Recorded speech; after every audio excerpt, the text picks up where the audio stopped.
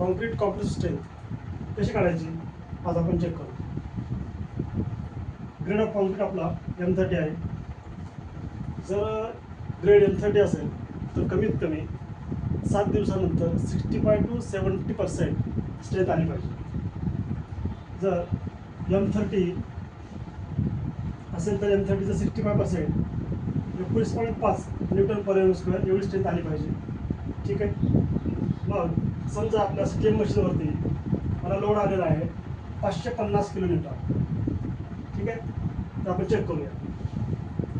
Compressive स्ट्रेंथचा formula आहे load upon area of cube. ठीक आहे. आता लोड आपल्याला किलो न्यूटनमध्ये दिलेला आहे. मग 1 किलो न्यूटन बरोबर 1000 न्यूटन.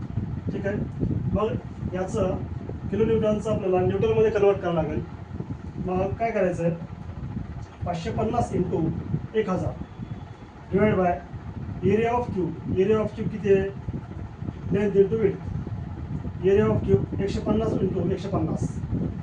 मग 550 इंटू 1000 तर काय होईल 5,50,000 डिवाइड बाय याचा आन्सर काढलं 22,500 22,500 एवढं येईल.